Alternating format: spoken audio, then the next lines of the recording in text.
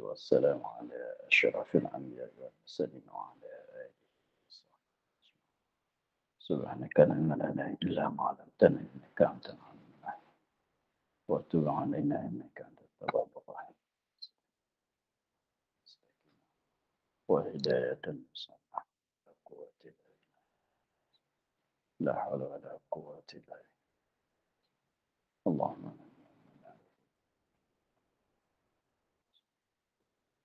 فنعم الملائكة المقربين وافتح لنا وعتق علينا رب اشرح لنا صدرنا قال الشيخ ناصر تعالى نفعنا بهم في الدارين.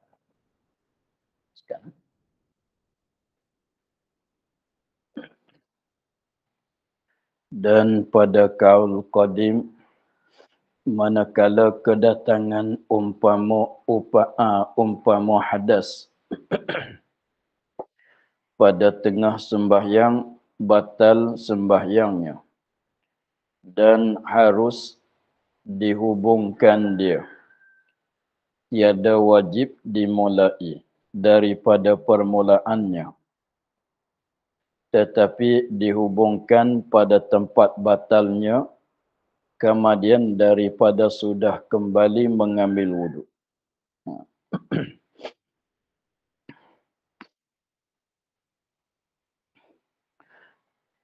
Dan pada kaul qadim,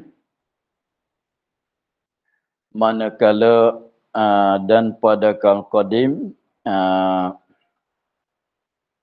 ini lawan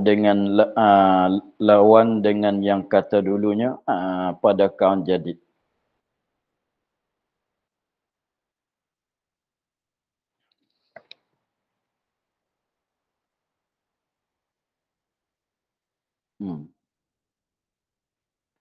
Kaul qadim, manakala kedatangan umpama hadas,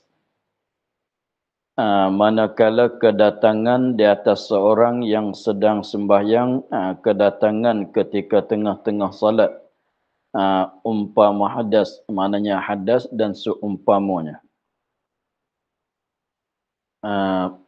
Kedatangan tu pada tengah sembahyang, tengah-tengah salat, batal sembahyangnya. Sembahyang tu jadi batal. Apabila batal tu dan harus dihubungkan dia.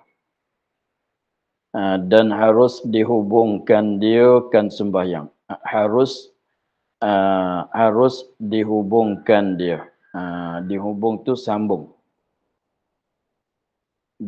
Disambungkan dia. Boleh kita nak sambung pula. Harus disambung, tiada wajib dimulai daripada permulaan salat.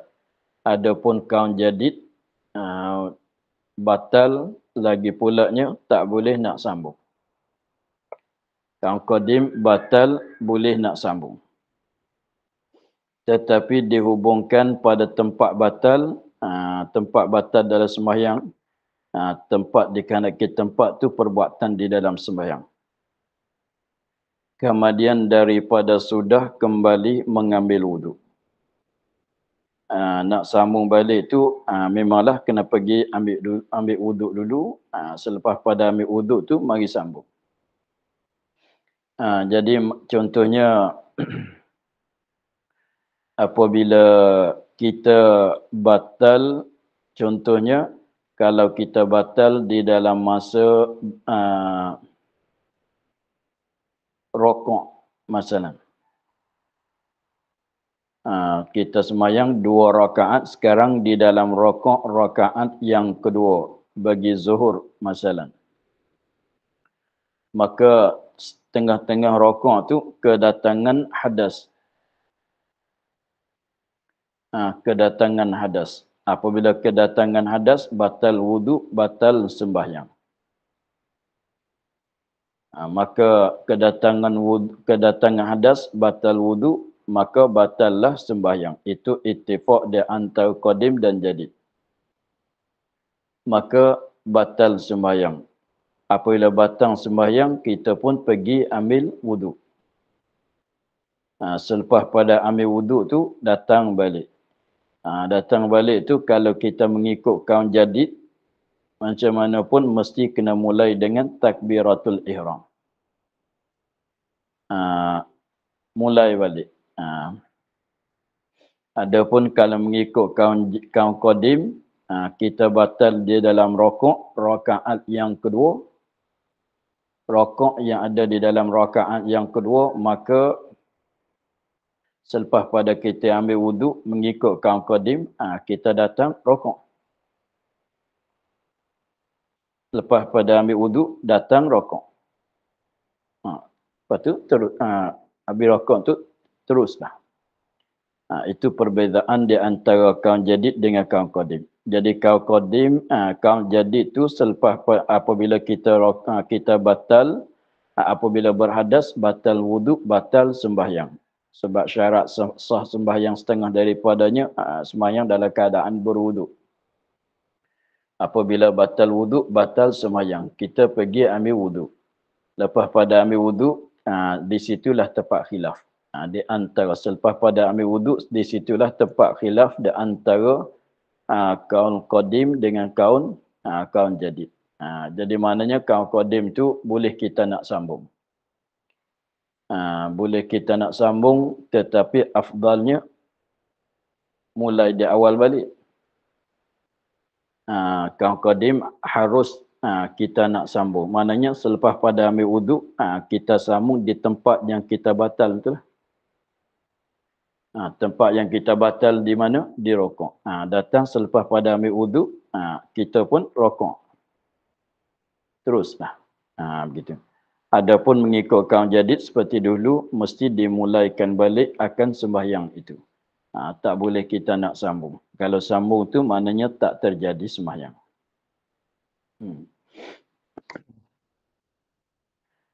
Di situlah tempat khilaf di antara qadim dengan jadid. Habis.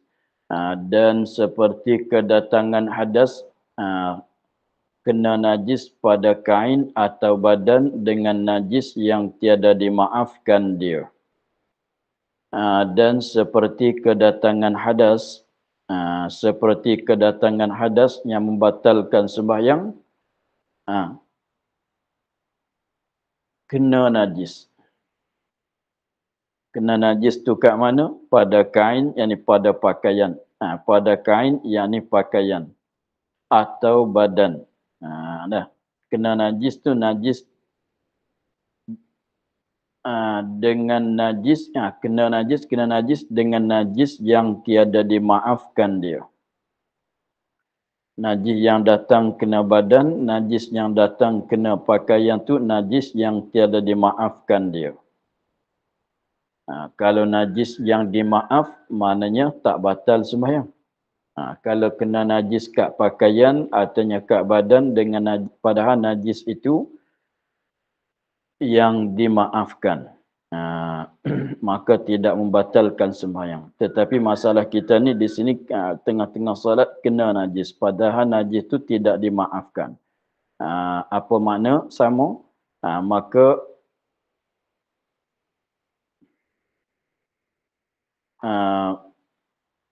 Maka batallah sembahyangnya. Sembahyang dia tu pun batal. Macam jadi maknanya macam mana sebagaimana batal sembahyang dengan sebab kedatangan hadas, begitulah batal sembahyang dengan sebab kedatangan kena najis pada kain atau pada badan, najis yang tidak dimaaf.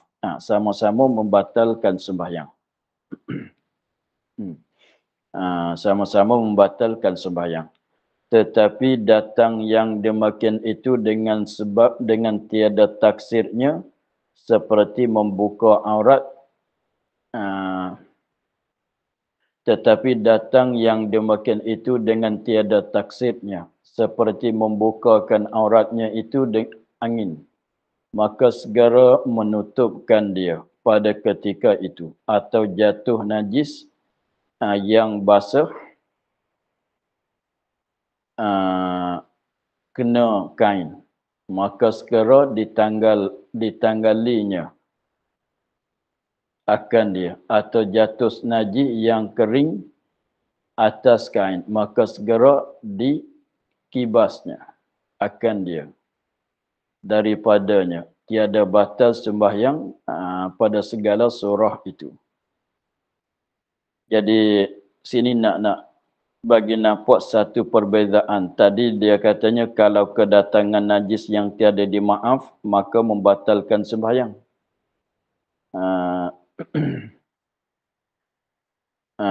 Nah, membatalkan sembahyang. Nah, sebagaimana kedatangan berhadas. Cumanya ada sedikit perbezaan.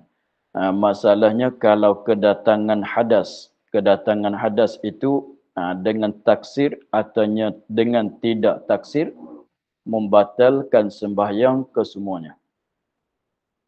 Kedatangan hadas, contohnya keluar angin, berkentut saat itu, keluar angin, dia batuk dalam masa sujud, maka keluar angin. Keluar angin tu dengan tak sengaja dia membatalkan juga akan sembahyang. Apakah lagi kalau dengan sengaja.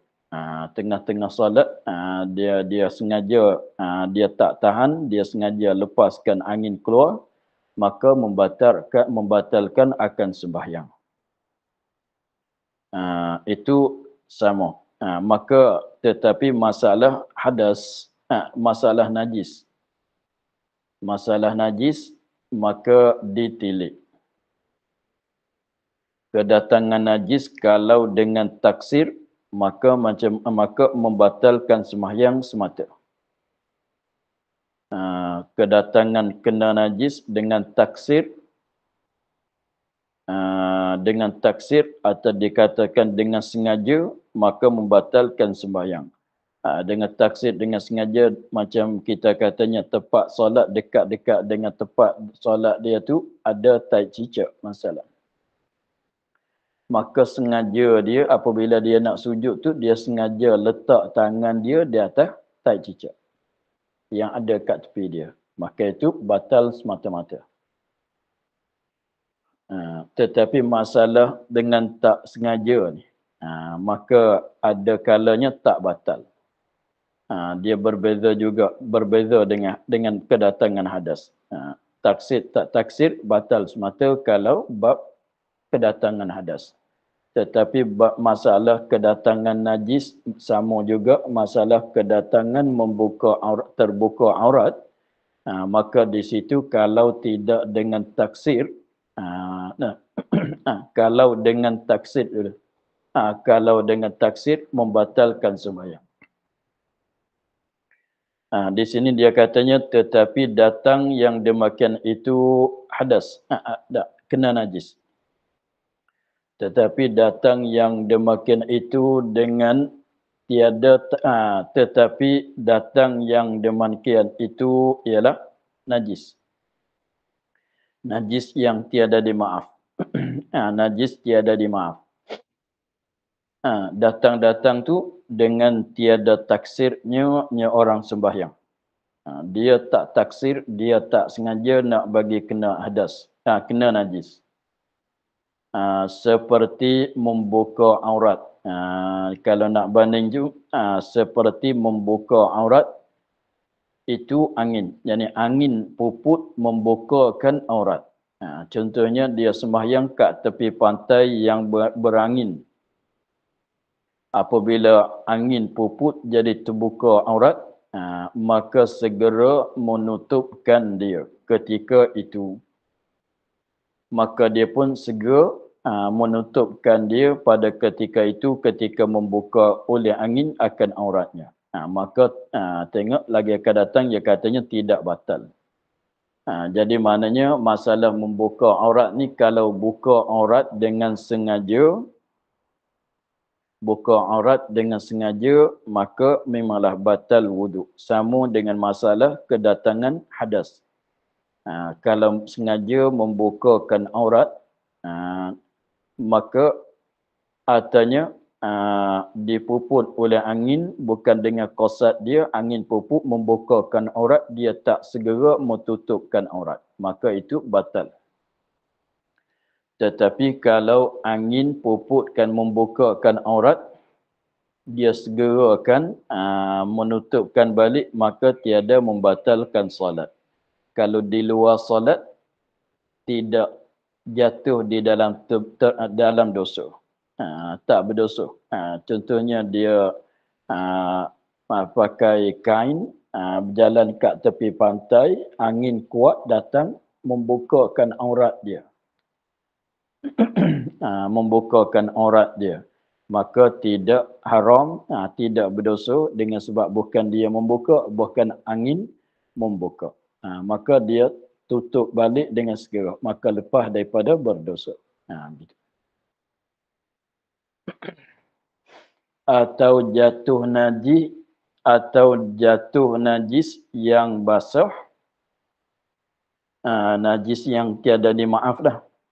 Atau jatuh najis, yakni najis yang tiada dimaaf. Najis yang jatuh tu yang basah. Najis yang jatuh tu najis yang basah. Jatuh-jatuh kena kain, kena kat pakaian kita. Kalau kita katanya, kalau orang lelaki, kena kat kepiah dia. Kena kat jatuh di atas kepiahnya. Maka segera ditanggalkan dia kan kain. Maka segera ditangalinya orang sembahyang kan akan dia akan kain. Bukan akan najis, akan kain. Kena, tapi kalau tanggal kain membawa kepada jadi buka aurat tu batal juga. Contohnya kalau orang lelaki lah, kalau orang lelaki dia pakai baju, dia pakai seluar, atau dia pakai baju, dia pakai kain, maka apabila jatuh najis yang basah kat baju dia, maka dia tanggalkan baju dia. Jangan buang najis saja, sebab najis basah menajiskan kain. Sebab basahan najis tu terlekat di kat kain tu. Maka apabila kena kat kain dia tu, kat baju dia, dia segera akan buang baju daripada badan dia. Maka itu katanya depan tu tak batal. Kenapa ditanggalkan baju saja? Kena tanggalkan baju juga. Tak memadai buangkan najis saja. Sebab basahan najis itu membasahkan akan kain. Jadi kain tu terkena najis. Begitu. Jadi maknanya ini tidak membatalkan sembahyang. Kalau datang najis yang basah kena kat pakaian dia, dia tanggalkan kain itu. Tetapi tanggal ia akan kain itu tidak membawa kepada telanjang lah. Tidak membawa kepada telanjang, dimaksud telanjang ni membuka aurat. Tidak membawa kepada jadi terbuka aurat. Maka tidak membatal. Tapi kalau kita katanya, kalau contohnya orang lelaki, dia pakai kain, dia pakai kain, lepas tu seluar di dalam dia tak pakai, maka seluar panjang di dalam, sebelah dalam kain likat, dia tak pakai, maka kalau kena najis yang basah di atas pakaian kain dia, maka kalau buangkan kain tu, tanggalkan kain jadi telanjang. Maknanya jadi terbuka aurat. Maka batal juga sembahyang. Jadi pendekatannya kalau najis basah jatuh dia kena badan, batal semata-mata. Dia tak ada jalan lain. Batal semata-mata. Kalau kena di atas pakaian, najis basah kena di atas pakaian, maka kalau kita tanggal dengan segera, lagi pulanya tidak membukakan aurat, tak terbuka aurat dengan sebab kita tanggalkan pakaian itu, maka sembahyang itu sah. Tidak batal. Begitulah. Atau jatuh najis yang kering atas kain. Jadi kering sama kering tidak jangkit. Ingat itu nah. Kering sama kering tidak jangkit. atau najis yang kering atas kakinya, atas kainnya, maka segera dikibas. Ini tak payah buang kain. Kibas untuk keluar diri najis. Maka segera dikibaskan akan dia akan kain. Daripadanya seorang. Jawab semua tiada batal sembahyang pada segala surah itu. 3 masalah sani.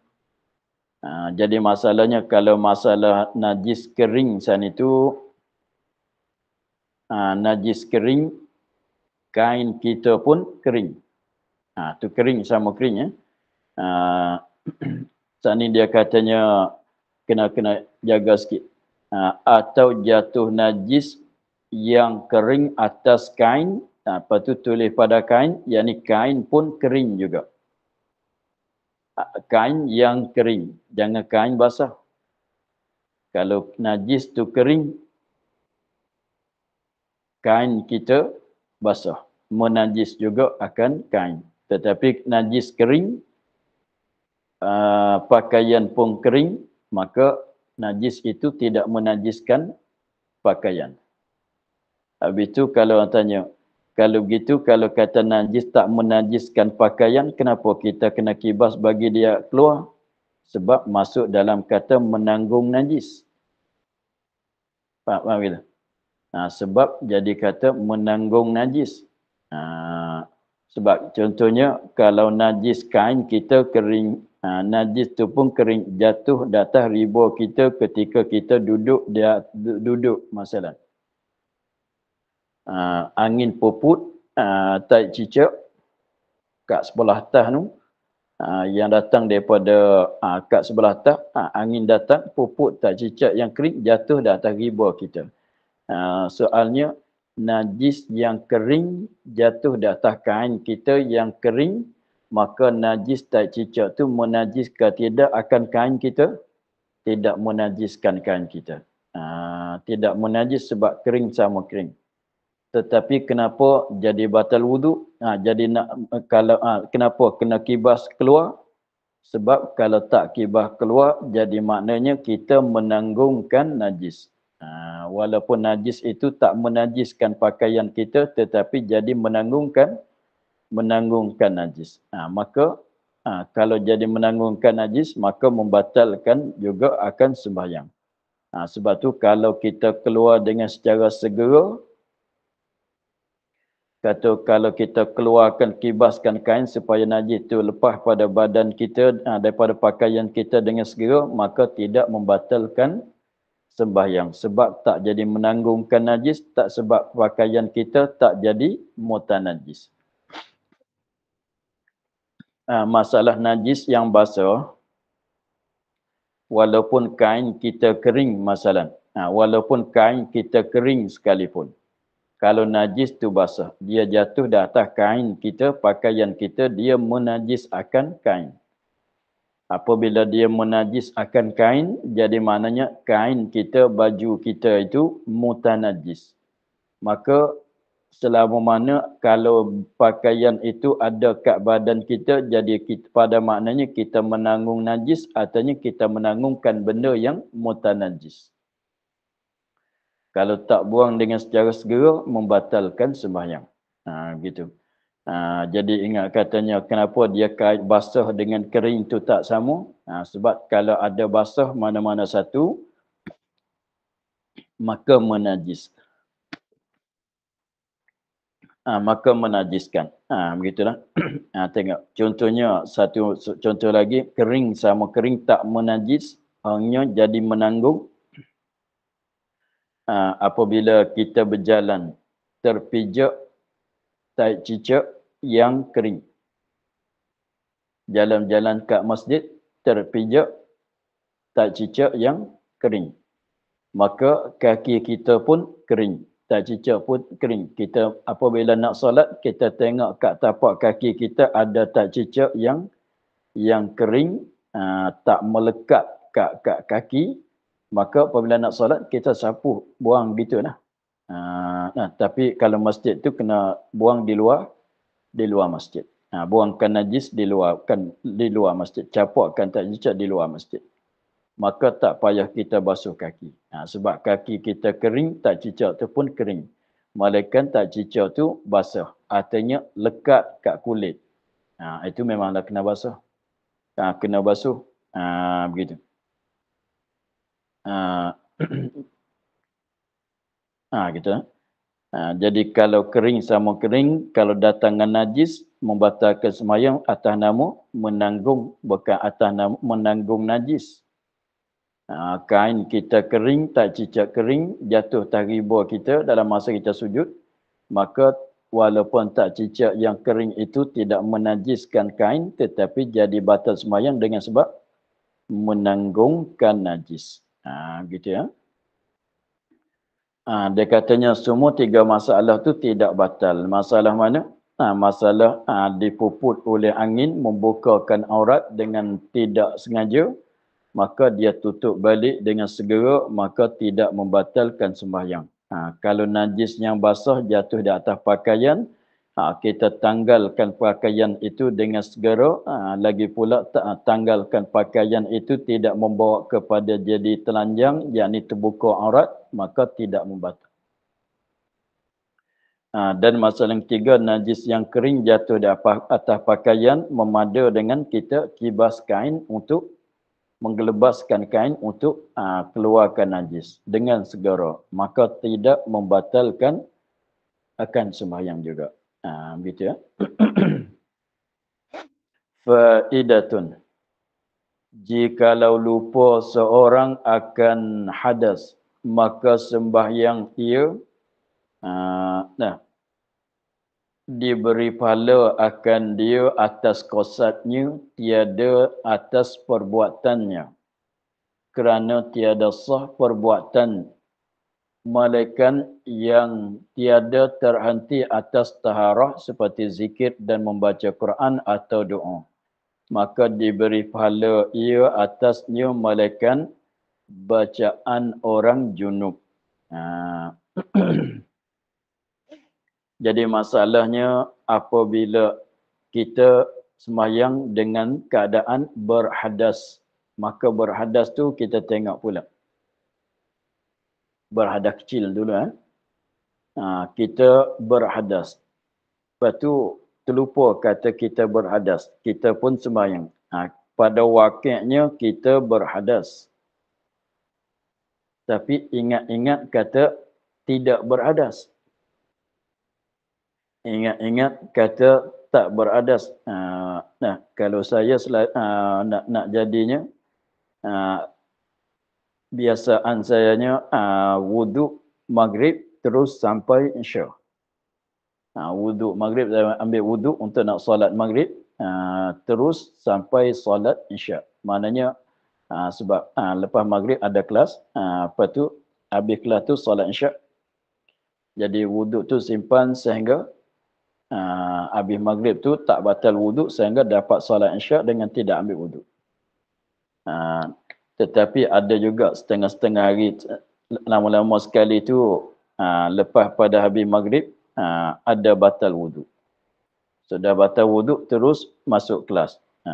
Sudah tu solat isya. Sebab ingat kata biasanya kita ada wuduk. Maka lepas kelas tu solat isyak. Lepas solat isyak tu tak teringat katanya kita batal wuduk. Solat isyak dengan keadaan berhadas. Begitu. Contohnya nak bagi nampak katanya jadi terlupa. Kata kita berhadas. Dengan sebab adat kita wuduk ada masa tu. Lama-lama sekali batal tu jadi tak teringat katanya. Ingat macam biasa, maknanya tak payah kita ambil wuduk sebab wuduk kita masih ada lagi.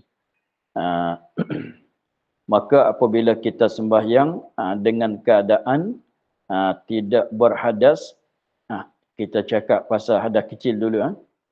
Kita sembahyang dalam keadaan kita berhadas dengan sebab terlupa. Kalau sengaja itu haram. Kita dah tahu, dah ingat katanya kita batal wuduk. Berhadas.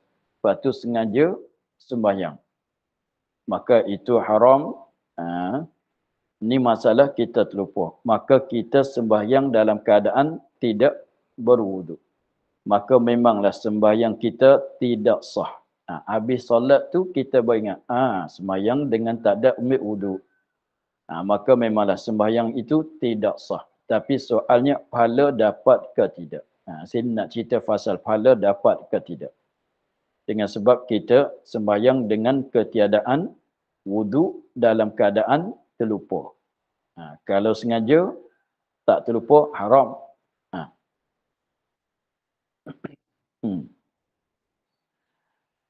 Maka dia katanya maka sembahyang ia hukumnya diberi pahala akan dia atas qasatnya.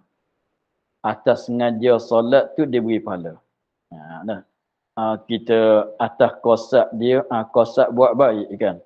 Qasat sengaja nak solat, qasat dia nak solat tu, dia solat sampai ke habis atas jalan qasat dia, sengaja dia nak dia, maka itu atas nama qasat tu, atas jalan qasat tu diberi pahala.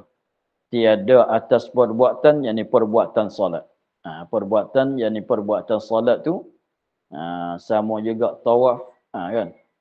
Sama juga tawaf.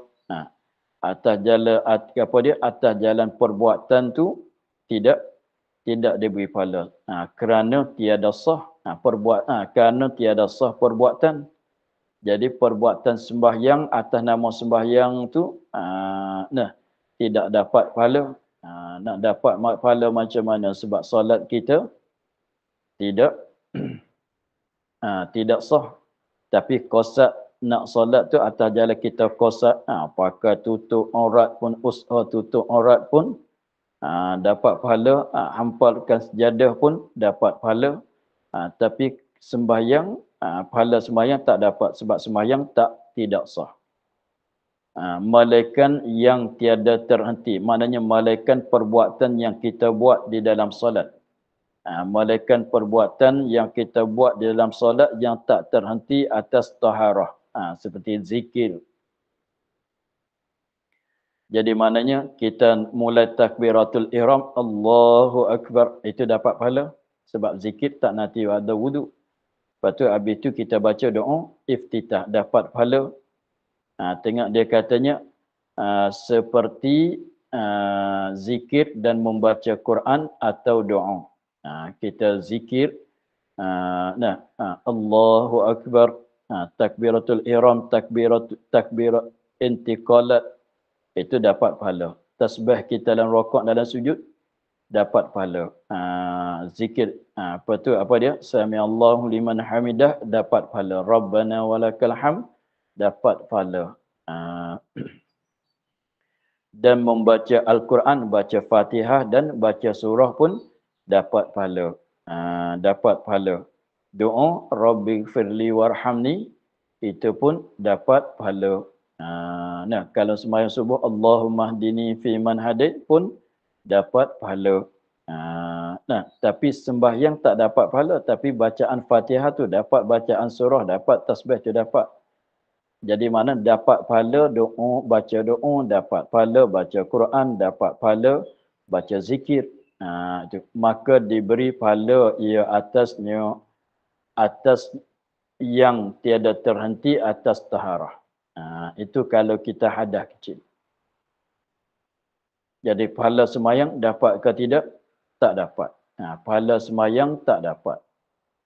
Qasat nak dia sengaja nak solat, qasat buat baik, dapat ke tidak? Dapat. Dia takbir, dia zikir, dia doa, dia baca Quran dalam solat, itu dapat. Itu dapat. Ini kalau dia berhadas kecil. Doa dapat, zikir dapat, bacaan Quran, Fatihah dan surah pun dapat. Maknanya tahiyat pun dapatlah. Assalamualaikum pun masuk dalam zikir, dapatlah. Semuanya dapat pahala. Begitu. Tapi pahala berdiri tak dapat. Pahala berdiri tak dapat. Pahala rokok, perbuatan rokok tu. Adapun bacaan dalam diri tu dapat. Bacaan dalam berdiri tu dapat. Pahala berdiri, pahala rokok, pahala i'tidal, pahala sujud, pahala duduk, duduk antara dua sujud, duduk tahiyat itu tak dapat. Sebab berdiri solat nak kena ada wudu. Kan? Rokok solat. Solat nak kena ada wudu. Adapun zikir, tasbih dan rokok itu tasbih tak nanti ada rokok. Tak nanti ada wudu. Begitu. Itu semua tu jadi mana doa pun dapat pahala, baca Quran pun dapat pahala, zikir pun dapat pahala, itu kalau dia tu berhadas kecil. Tetapi kalau dia berhadas besar, semuanya dapat pahala, malaikat baca Quran tak dapat pahala. Kalau dia hadas besar, qasad dapat ke tidak? Dapat. Doa yang dia baca dalam solat tu dapat ke tidak pahala? Dapat. Zikir yang dia zikir di dalam sembahyang yang terlupa ambil wuduk sana itu dapat ke tidak? Dapat. Sebab doa dan zikir orang junub boleh kan? Tak nanti tak itu boleh nak zikir orang junub, boleh nak berzikir, boleh nak berdoa. Tetapi bacaan Fatihah dan bacaan surah tu tak dapat. Sebab orang junub tak boleh nak baca Quran. Tapi masalah semuanya kalau soal pasal haram ke tidak haram ke semua. Sebab dia buat dengan keadaan terlupa. Habis solat tu baru dia ingat. Tetapi kalau dia ingat tengah-tengah solat, maka mesti kena berhenti, jangan terus. Kalau terus tu haram. Sebagaimana kita kalau kita ingat kata kita tidak ada wuduk, haram kita mulai solat kan? Haram kita mulaikan dengan solat, mana-mana solat sekalipun. Begitulah kalau kita ingat katanya kita sembahyang dengan keadaan tidak ada wuduk di tengah solat, wajib jangan kita terus. Kalau permulaan jangan kita mulai, kalau di tengah jangan kita terus. Sebab apa dia? Haram dalam mengerjakan sembahyang dalam keadaan berhadas. Begitu ya.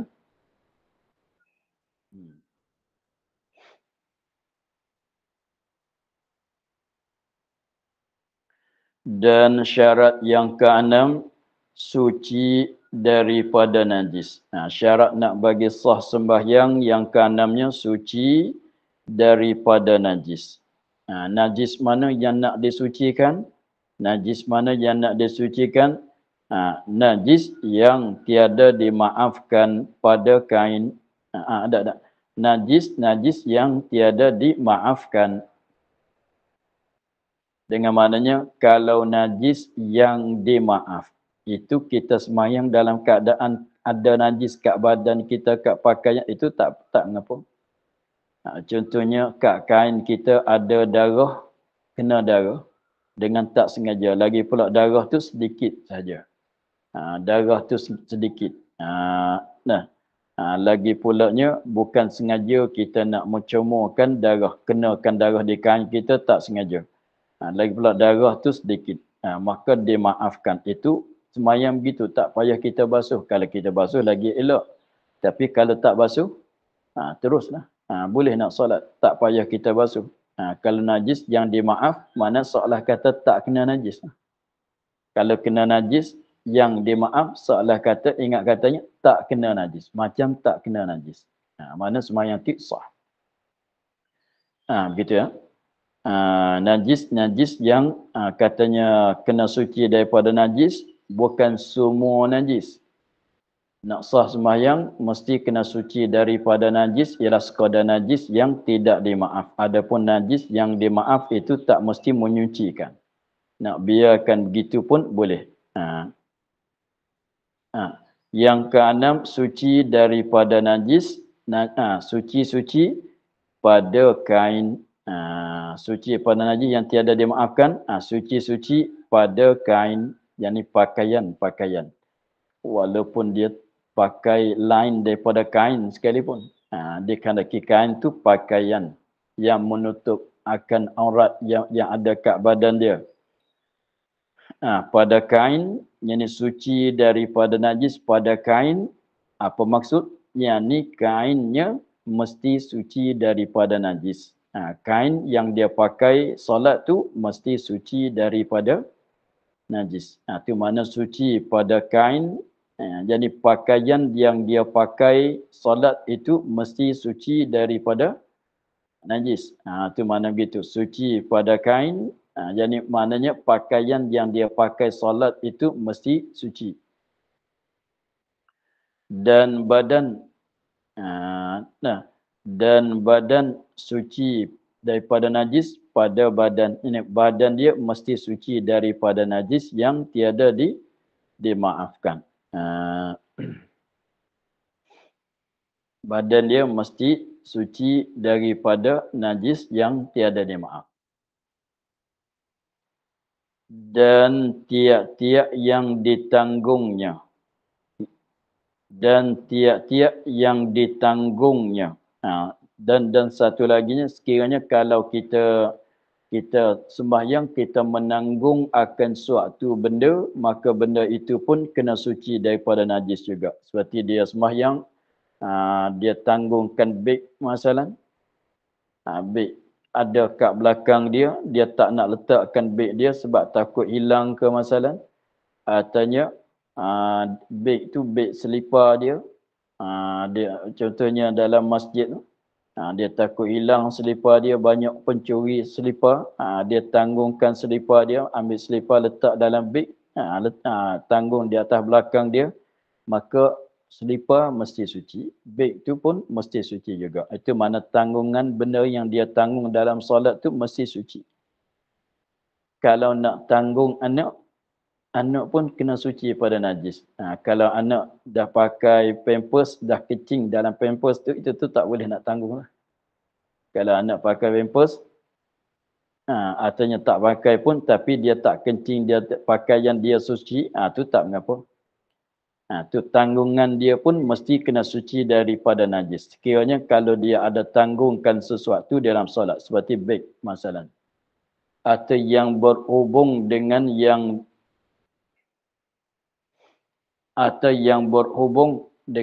ditanggungkan, atau benda yang ada hubungan dengan benda yang dia tanggung.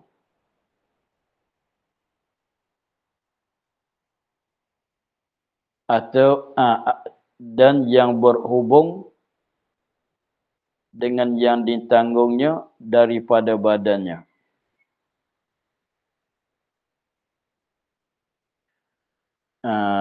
Dan yang berhubung dengan yang ditanggung.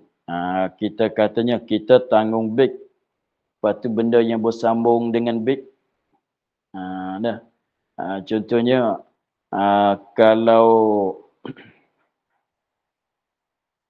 kalau dia tanggung mic, masalah yang ni, dia pakai yang ni, apa tu sambungan dia.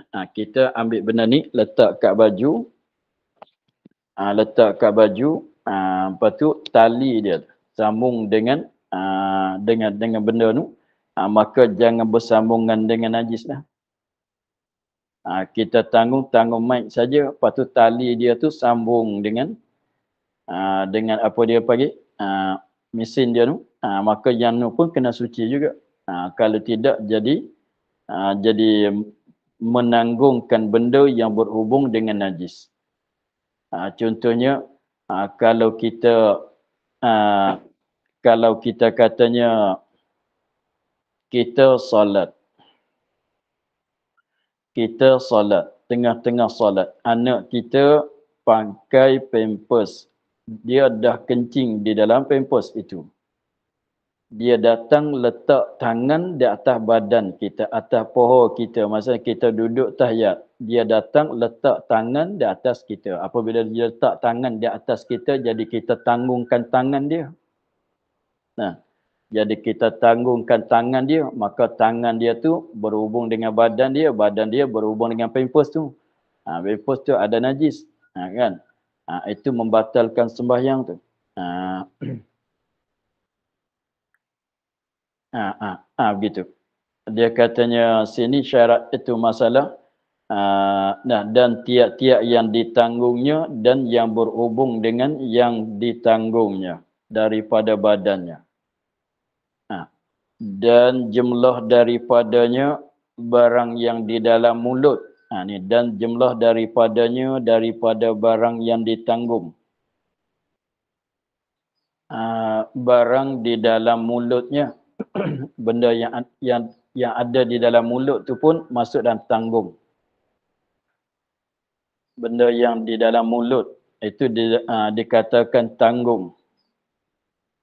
Dan yang di dalam hidung pun dikatakan tanggung. Dan matanya dan begitu. Dan kalau ada di mata pun dikatanya tanggung juga. Sebab tu kalau kita kita tengah-tengah solat tiba-tiba gusi itu jadi keluar darah, maka itu jadi katanya tanggung kena najis lah tu. Artinya kita katanya dia ambil kayu masalah, dia letak dalam lidi yang dia lidi colek gigi tu. Lidi itu yang najis atau yang kena najis, maka itu masuk kata menanggung. Kalau dalam hidung seperti darah yang kering di dalam hidung pun menanggungkan najis. Tapi yang sakat zohir ni sakat tepat lembut. Sebab tu kalau ada najis, contohnya dia berdarah hidung, dia kena jangan basuh sekadar luar hidung saja, kena basuh sampai dalam hidung, sakat katanya tepat lembut di depan ni. Sini, tepat lembut ni kena basuh.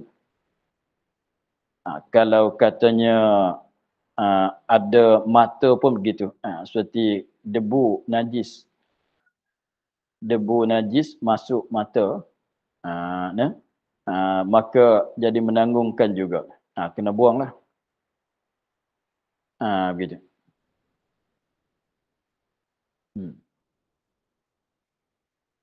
Habis ya. Dan pada tempat dan pada tempat tu ataf pada kain. 3 perkara. Pada kain, badan, tempat. Badan, kain, badan, tempat. Dan pada tempat sembahyang. Pada tempat sembahyang. Ni yang ketiga. Jadi kena suci daripada najis. Syarat yang keenam, kita sambung gini ya.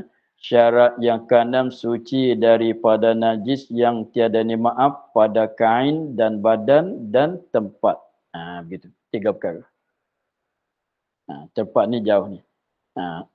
Suci yang jadi maknanya syarat yang keenam, suci daripada najis yang tiada maaf, suci pada kain, badan, tempat. Tempat. Tempat sembahyang itu pun kena suci daripada najis. Jadi tempat tu mana dia? Bukan masjid, bukan sejadah. Tempat tu mana tempat yang kita sembahyang, kita terletak badan kita di atasnya, itu dikatakan tempat. Jadi kalau kita berdiri, tempat letak 2 tapak kaki itulah dikatakan lantai yang kita letak 2 tapak kaki itulah dikatakan tempat. Lepas tu kalau kita sujud, anggota tepat terletak anggota 7 itulah dikatakan tempat sembahyang. Jadi mana kalau ketika kita sujud tu yang betul dengan dada kita tu bukan dia tempat solat.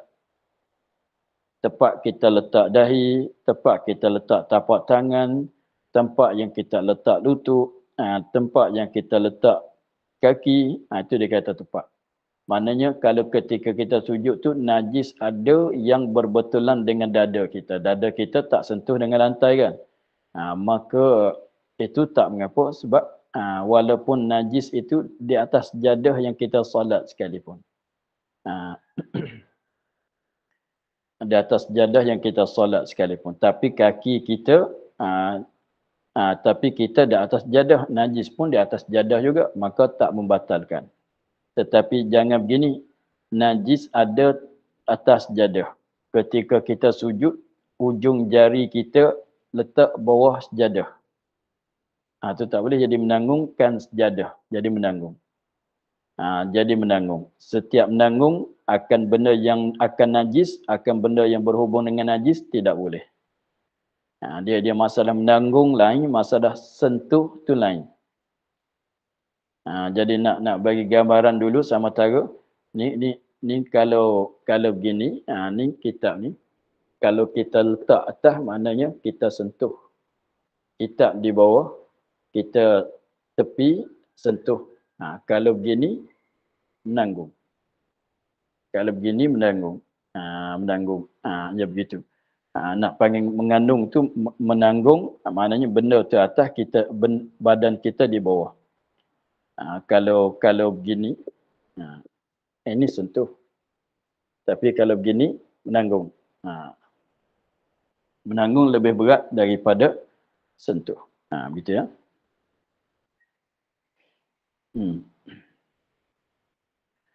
Maka kita akhir di situ pada katanya, maka tiada sah sembahyang orang yang berserta dengan najis pada salah satu daripada tiga itu. Kita akhir di situ dulu. Wallahu a'lam. Alhamdulillah rabbil alamin.